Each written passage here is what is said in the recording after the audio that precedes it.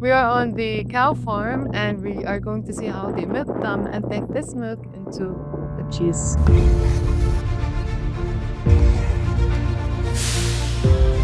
Cheesemaking is our meditation on life, death, and time. Oh my god, wow. Cheese is memory.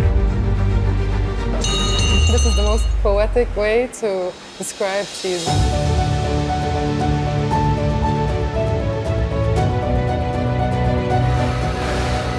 You wanna try? Ooh, even more. Wow.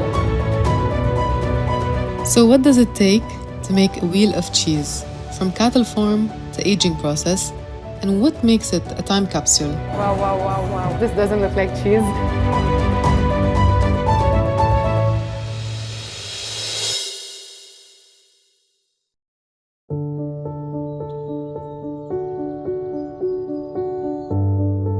We are in Greensboro, Vermont, at Jasper Hill Farm, where the rhythm of the land quietly guides the craft of cheesemaking.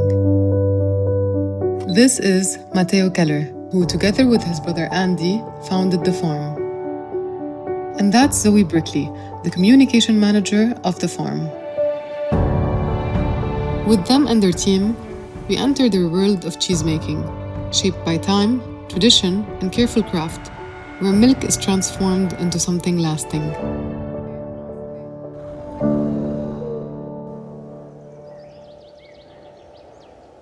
We have kind of a hybrid farm here with a couple different mixed breeds. So we obviously are looking for good components, fats and proteins. That's what ends up in the cheese. And we're looking for cows with strong feet and legs who can walk this long journey to pasture twice a day, right? Every time they get milk, they go back out to a fresh paddock. So you can actually breed cows that are built for walking versus cows that are comfortable and happy just chilling inside, making a lot of milk for you. Every cheese begins with a question. Which milk? Cow, goat, sheep, or buffalo? Each brings its own character, its own story. So we are meeting the cows where quality begins long before the cheese is made. So now we're getting this group out back in, is that it? Yeah, so Stephanie's heading out because it's milking time for this group.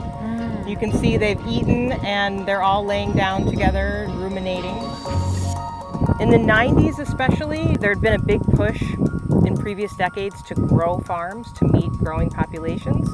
It resulted in a lot of milk going on the market and prices going down. And so farmers were desperate to figure out how to stay afloat and how to stay profitable however they could. So a model became very popular of keeping cows inside to conserve energy for milk production and then turning the grazing fields into corn. So the corn could be processed and fed to them using equipment instead of the cow's energy, right, to do that work for you.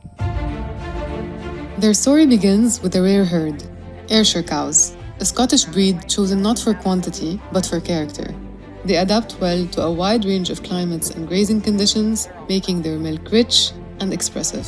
See here, and any animal we're referring to as a cow is a female. So a cow is a dairy animal that's been through a second calving.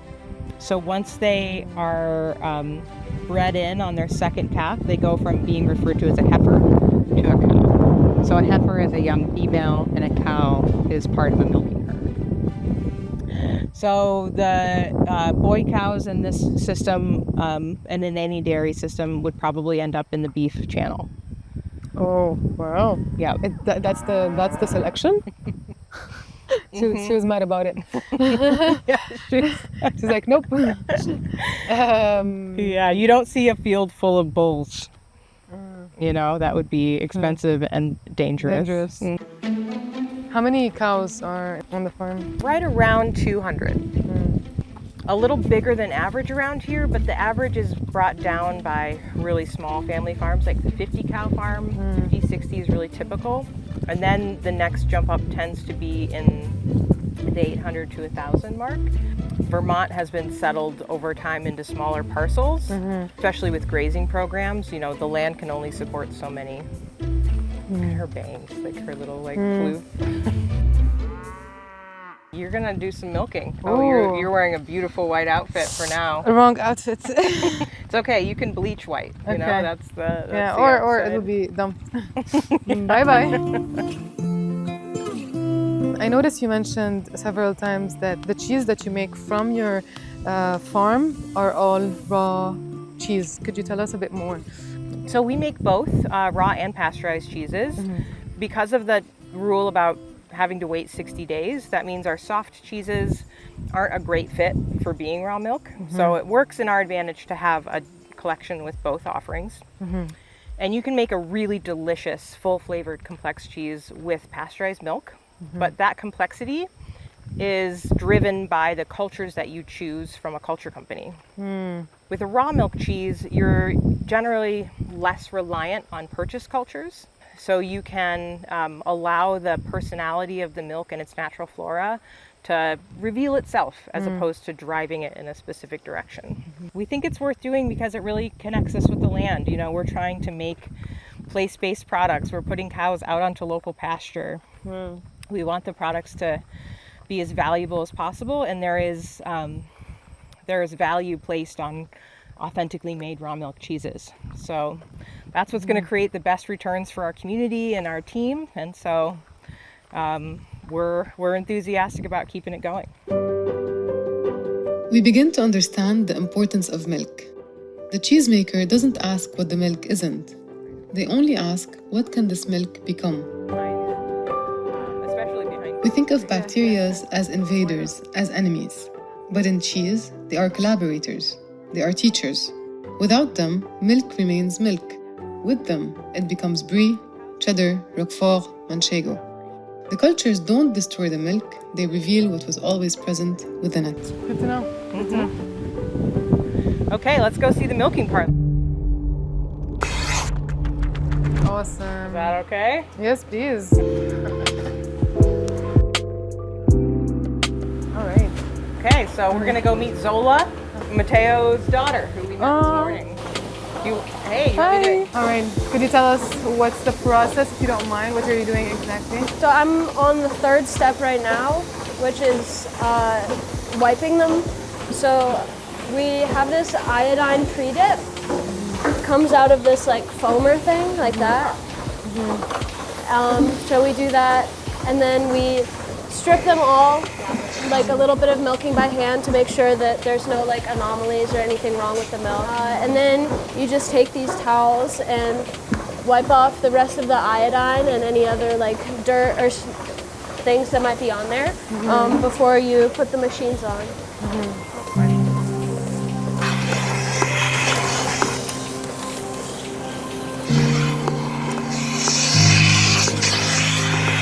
How many gallons of milk do you get out of each cow? This group, it's anywhere between, I would say 5 and 25 pounds.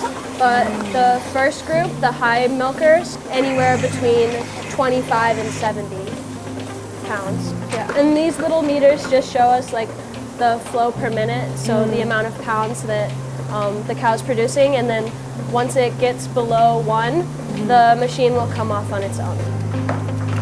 So how much time does it take to milk all the cows? Well, we start milking at 2, and then we're usually out of here by 6:30 or 7. So 4 hours to get 225 cows out milked, right? Yeah, pretty much. So yeah, they come in here in groups of 8, and you do 4 at a time, and you do that until all 225 are done. Really? How do you keep track of each cow and the health of each cow? Yeah, so they have these like kind of like a dog smart collar. They have these collars, and that number is read by the parlor from their collars. But it's also, my dad has this app, and I'm sure a lot of other people on the farm do, that you can see every cow's like rumination periods, what moment she's in her cycle, so when she'll be fertile. when she'll dry off and stop producing milk, stuff like that. And it makes sense. We wear Apple Watch. They have their own. They have their own tracker, right? Yeah.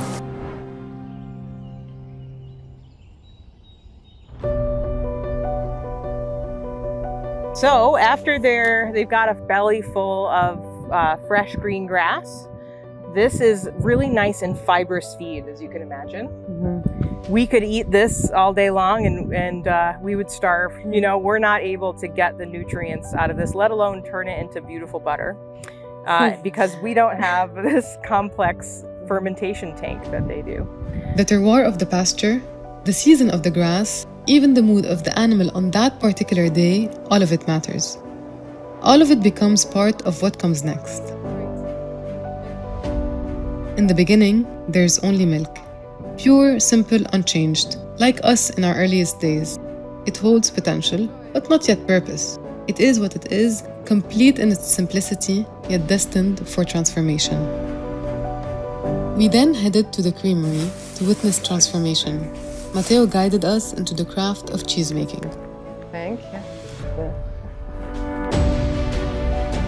All right, so knee operated here.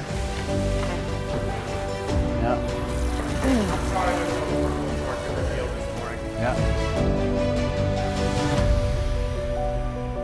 During the pandemic, when it seemed like we had reached the edge of the world, my brother Andy and I made the decision to double down the spirit that inspired us at the beginning, 22 years ago, to produce cheese from a place. The way that we do that is the production of raw milk cheese from pastured cows, and our attempt to really create these place-based products that reflect the incredible beauty of this place where we live. Once upon a time, it started when two brothers, Andy and Mateo, with their wives Victoria and Angie, put together their life savings and bought a rocky hillside farm in northern Vermont, close to the Canadian borders. They restored an old barn and built a creamery next to it. And since the most prized cheeses on the market were European imports, they also created underground aging caves designed to grow natural rinds and develop character over time. Raw milk is the sum of the practices on the farm. We're capturing the microbiology that underlies like a farming system, from the soil right through the forages, the milking protocols and practices, the health and well-being of our herd, the incredible divinity of the cow. It's all summed up in the cheeses that we produce, right? They're like a little time capsule that contains the light of the summer sun and the green grass. And every day we're here basically concentrating that milk into cheese.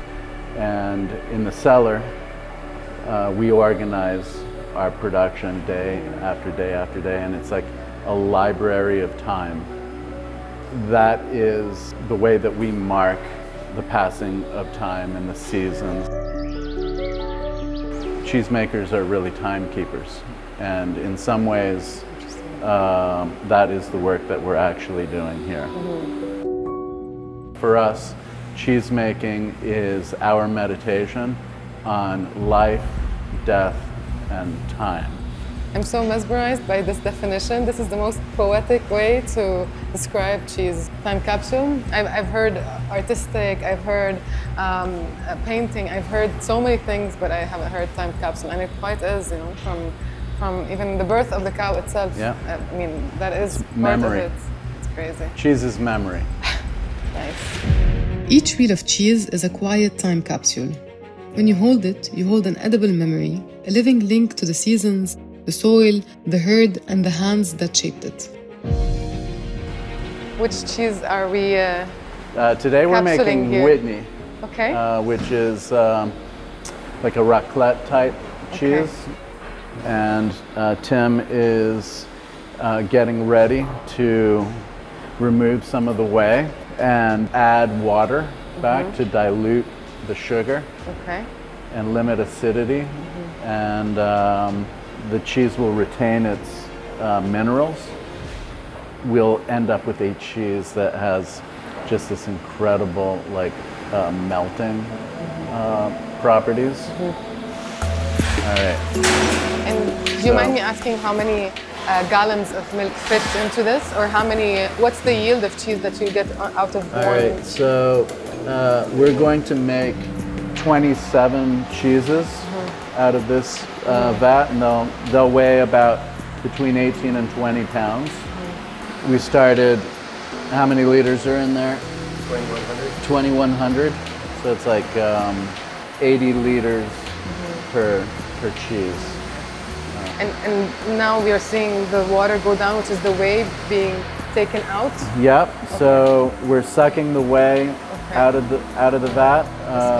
We're going to take about 15-20% of the whey out and replace it with water. And what that essentially does is it causes sugar, lactose, that's in the curd here, right,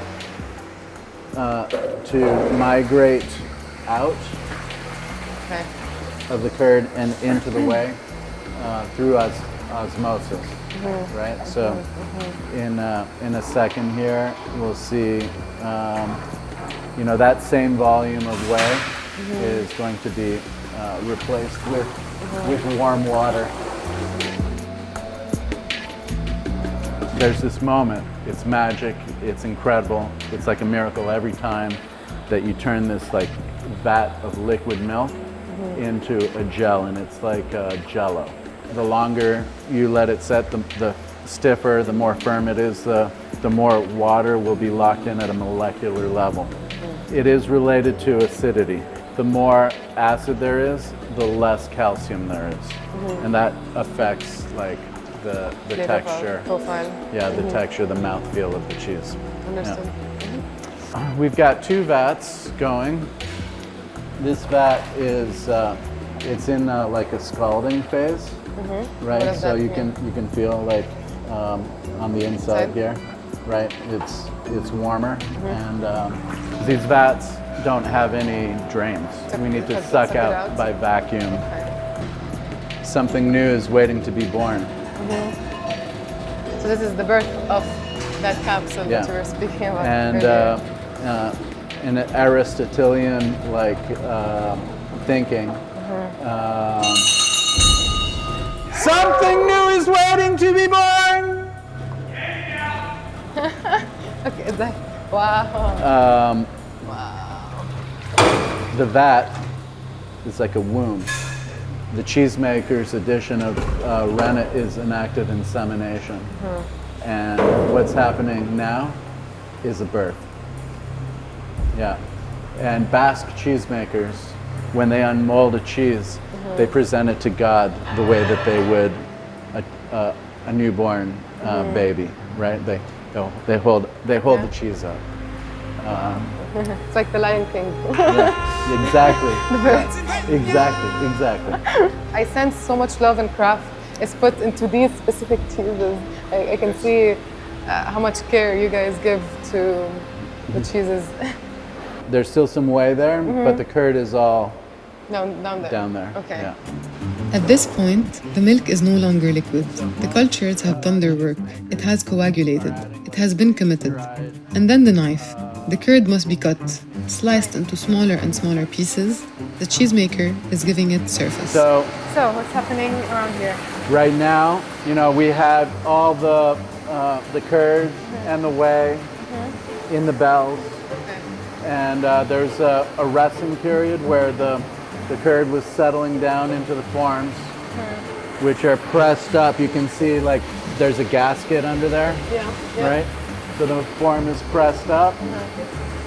The curd is settling down into the forms, and it was pressed under the column of whey for 4 or 5 minutes while we were upstairs talking. Now it's going through a drainage sequence, and in a couple of minutes, the cheese will descend and it will like come out and be molded. And we're going to cut that big square into 9 smaller squares and put the 9 blocks into the round forms and then press them into a round cheese. So The curd must release what they're ready to release, in their own time. Press too hard too soon and you'll damage the structure. But press too gently and too much moisture remains, and the cheese will rot from inside. The cheese rests for about 15 minutes, giving it time to relax. Release moisture as the pH slowly drops and drainage takes place. It's already firm, yeah, very firm, yeah. knowing that it literally just was water just about half an hour ago. You want to try? We'll spend a minute here Yeah, okay. with brine. We've been using the same brines since we started making cheese. Here there are brines that have been in use since Roman times. The technology of the cheeses themselves, the acidification rates, the pH levels, like salt, and the environment that the cheese is ripening in order to maximize deliciousness and guard food safety. So salt is like a really important part of steering the ecology of a cheese. Well, cheeses have 4 ingredients, right? There's milk, cultures, rennet, salt. The salt brine preserves, it protects, it flavors. But salt also stings. It draws out even more moisture. It is both a guardian and an irritant, a friend that doesn't comfort but strengthens.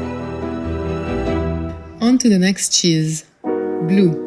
Bold and a little funky, an acquired taste at first. But give it a moment, and you might just find yourself falling for it. So, What do we got here? Wow, that's very different by the looks of it. Wow. right? Bigger curds. Bigger curds, a lot more acidity. An Alpine cheese, you want the paste of the cheese to be blind. So you want it to be smooth, flat. But for a blue cheese, you need a lot of mechanical openings, little gaps and cavities, habitat for the Penicillium roqueforti to grow. Penetrates it. It has a feeling. It's not sticking. Yeah, there's no sticking.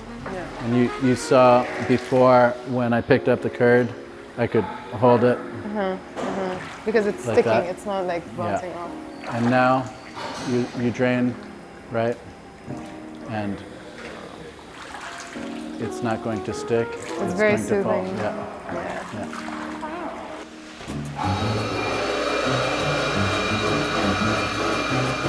The skill and savoir-faire of the cheesemaker lies in adapting each step to keep quality consistent every day, without standardizing, as true quality comes from variation, not uniformity. Where a winemaker meets a new vintage each year, the cheesemaker meets one every single day.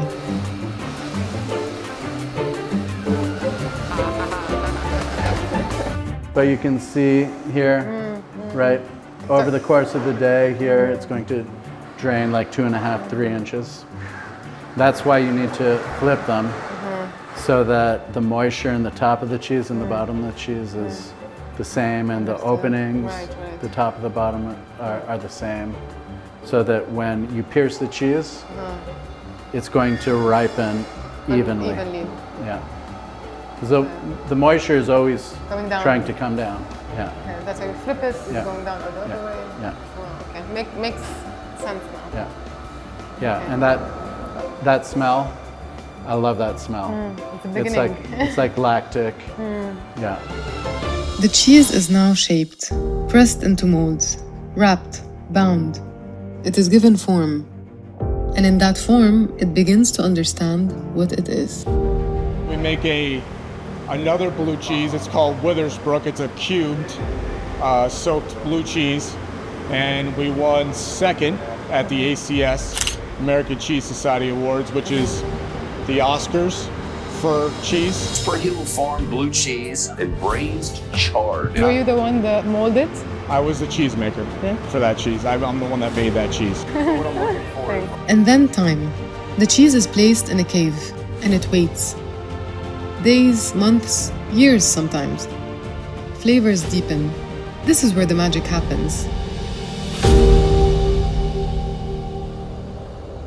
So where are we headed? Okay, so we're coming around the bend here to the cellars at Jasper Hill.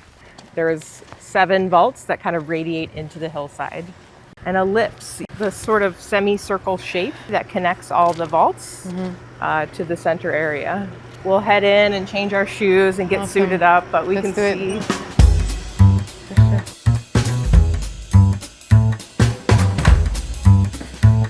All right, so I'm gonna sign us in here.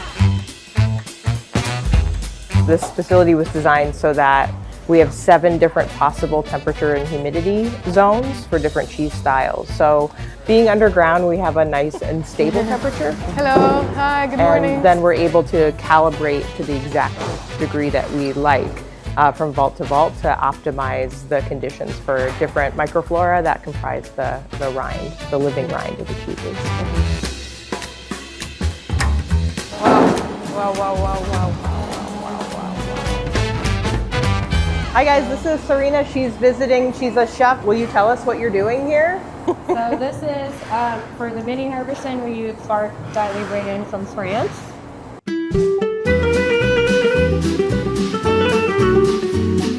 And then I'm grabbing my rubber band and I open with my right hand and I place it on the bottom and over the top.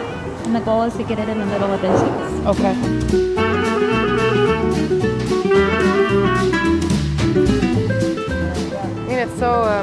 It's so artistic.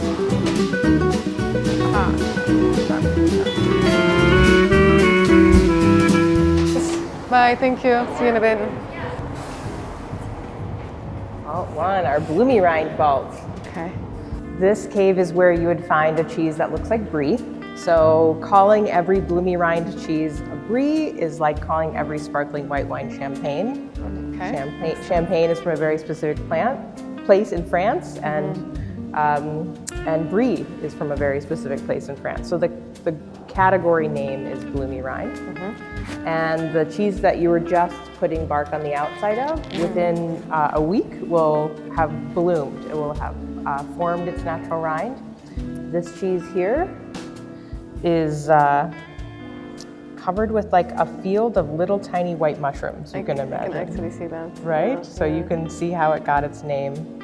It's kind of like puffed up. And so the care of these cheeses involves picking them up, patting them down, keeping them turned so that that rind develops evenly. But once the rind is fully coating the cheese, then we wrap it in a special paper and it actually finishes ripening on the way to market.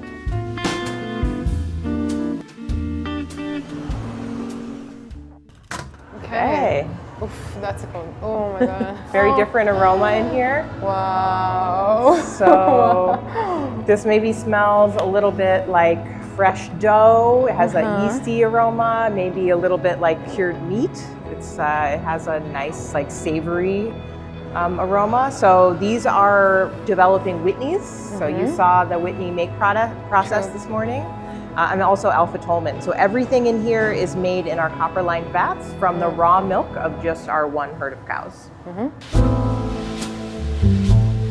So we can see here, these are kind of medium age. They're starting to get some pigment to them.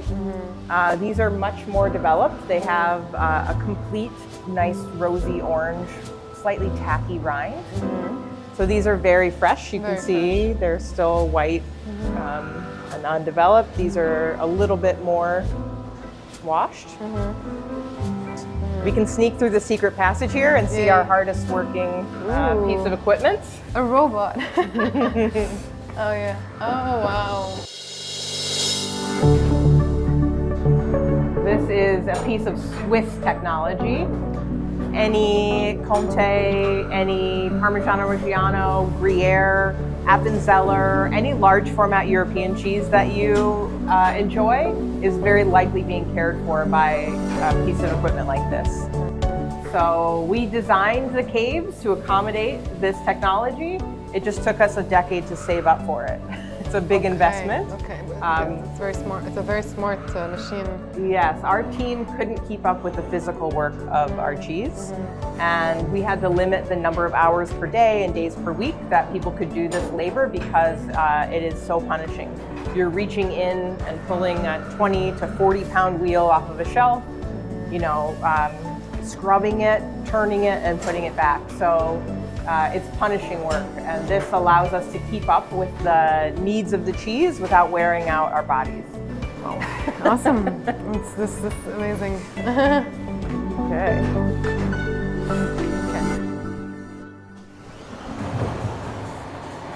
Ooh, even more. Ooh la la. Ooh la la. See well, in here, the aroma is more ammonia. These cheeses are here for a long time, and the rinds have had a chance to really break down those fats and proteins in the cheese and create that ammonia as a byproduct of the ripening of proteins. What environment are we trying to recreate when we put these cheese in this cellar? These cheeses would have originated in mountainous regions of the Alps, or the prime example. That's why we tend to call these Alpine style cheeses. So the conditions that the cheesemakers faced a long time ago led to those techniques of cooking the curd or washing the curd. So we're trying to recreate the cool underground conditions, but also a very full cave. This is a really typical appearance for a finished cheese. This is also some of our archives, so we have some different washing experience, some older wheels that are hanging about. But this batch in front of us here looks beautiful, and as it should for a finished Alpine style cheese. So Alpha Tolman, these are the older, more burnished looking wheels. This would be Alpha Tolman, nearing 7 months old at this point.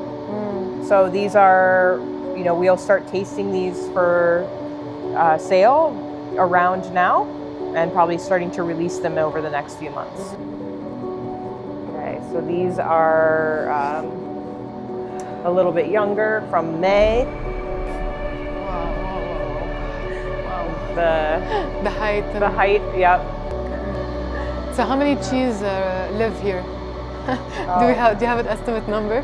A few thousand wheels can fit in here. We're not full right now, but that also varies based on the time of the year. The best time to sell cheese is around the holidays. We're making cheese now that will be for next summer.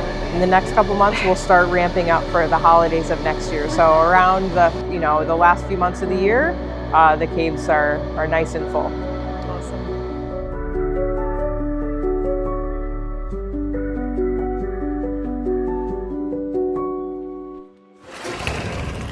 Okay, so this is Cabot Clothbound Cheddar, and we are in the house that Clothbound builds. So this is a good example of a young wheel here. So right after they get introduced to the caves, they bloom, right? This is, very similar to what we see on a Bloomy rind cheese. But that evolves over time. That this type of flora can only go so far, and then it tends to evolve here, and you can see this kind of Spanish moss appearance. What is that? So it's this flora that's kind of being eroded away by the next phase of development.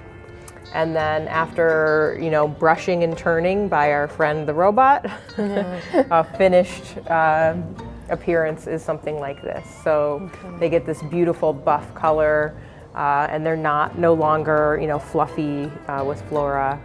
They get vacuumed before we sell them to kind of clean them up. And then they tend to go out and land on cheese counters in their whole form like this. So a cheesemonger will score the cloth and cut the wedges. We also do some quarter wheels, as we saw being prepared out there.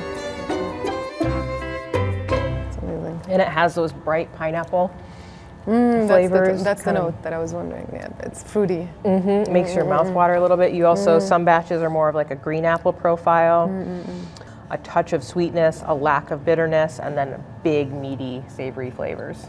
Thank you. What would you pair this cheese with? Oh my gosh, this cheese pairs with everything. Oh my God. Because it doesn't have the bitterness of a typical cheddar, and it has those sweet aromas. and that like mouth-watering. You can pair it with a really tannic wine. You can put it with a hazy, hoppy beer, and it can stand up to the intensity, and different beverages will bring out unexpected aroma notes. So yeah, this is the most beverage-friendly cheese that we have. If you're saving a special bottle, this is a safe bet. Really? It's not gonna overpower. Awesome. And the smell, by the way, is incredible. Yeah, it's really interesting, right? And that's It's like truffle, almost. a truffly aroma. Yeah, that earthy, kind of like damp earth aroma. There's a different aroma in this section. So you can see the seam of the cloth sack that the curds were molded into, and then we added an extra layer of cloth on the top and the bottom as we smeared them with fat. Brilliant. I can only imagine how many notes you can enjoy with such an old cheese. There's so many notes. I'm overwhelmed in the nicest way possible. I know. I spend a lot of time thinking about how to describe cheese and categorize aromas, because the more we can calibrate to use the same language to describe the same type of note, then the more you can turn descriptive words into data points. We call it Vault 5, so it's a slightly different cheddar in here. Okay, sounds good. This is a really fun cheese. This is actually the only cheese that we select. Everything else that we've seen today, we take 100% of what is made and we ripen it and we taste it, we grade it, we decide the best place for it to end up. But this cheese is an existing cheese that Cabot Cooperative makes. So this ends up being a pretty resilient cheese on a counter. We're able to make like little exact weight formats, and so we're able to get this into parts of the market that we can't get Clothbound cheddar or Alpha Tolman. So I like to call this our gateway cheese. You know, this is what we're putting out there. This might be, for instance, the first time somebody's had a cave-aged cheese before. You know, that's the idea. We want to draw in new fans for natural rind cheeses. You can see they have brown Swiss cows. It makes that beautiful bright yellow appearance. Because the cows, different milks from different cows have different results. Yeah, the breed, and then this is high summer milk, you know, from July. So that's a beautiful, beautiful thing.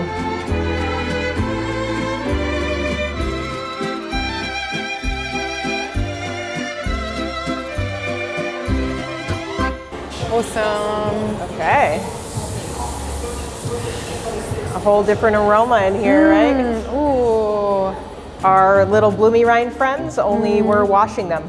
Okay. So similar to the big Alpine styles, just a smaller format, and that higher moisture means that the washing will really create a very soft, gooey cheese. This is a fun new creation.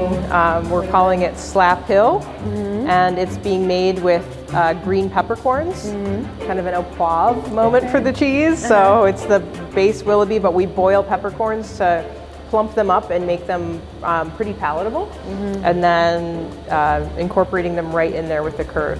So a cheese like this would be awesome with some like Dijon mustard, some pâté de campagne, you know, like a rustic French picnic. Awesome.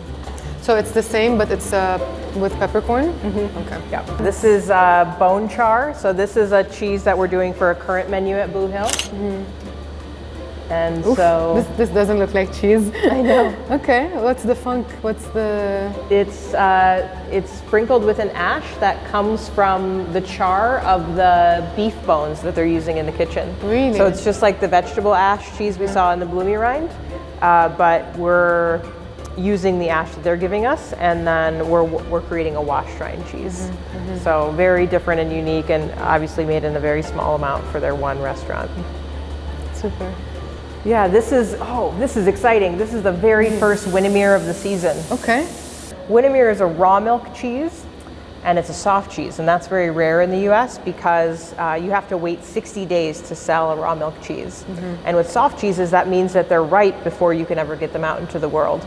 So we have a very delicate balance here where we want this cheese to be soft and gooey, but not too soon. So this is a cheese that Alpine cheesemakers would have made in the winter months when their cows came in from pasture.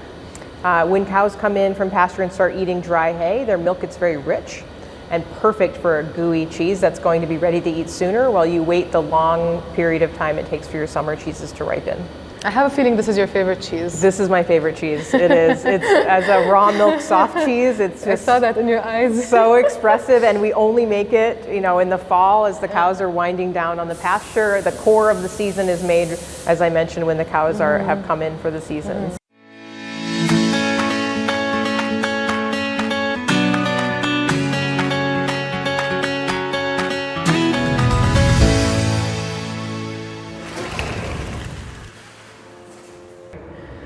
Okay. So what do we have here? This is Bailey Hazen Blue. So this is a raw milk cheese, which means it's made from just our one herd of cows in the creamery here. And these are young wheels. So they've just been introduced to the vaults within the last week. And you can see they're polka dotted here on the surface. So we've created a cheese with an open texture. It's like making a bread with a nice open crumb, right? You want to leave air pockets inside so that the blue flora has room to grow. So we've added we've inoculated the milk with that blue flora, but in order for it to grow, you need to give it oxygen. It's an aerobic organism. So we spike this with stainless steel spikes to allow air to enter those open pockets to give blue the room to grow, and then that blue flora is ripening the cheese, it's softening it, it's giving it a silky, velvety texture and that complexity of flavor. Awesome. That's the cheese we saw earlier. Yeah, you saw the curds being molded. And so the team in here is very meticulous. They keep the cheese in chronological order. So as we walk down this way, we can see cheeses that are more and more developed all the way until they're ready to be wrapped. Amazing. Good to know.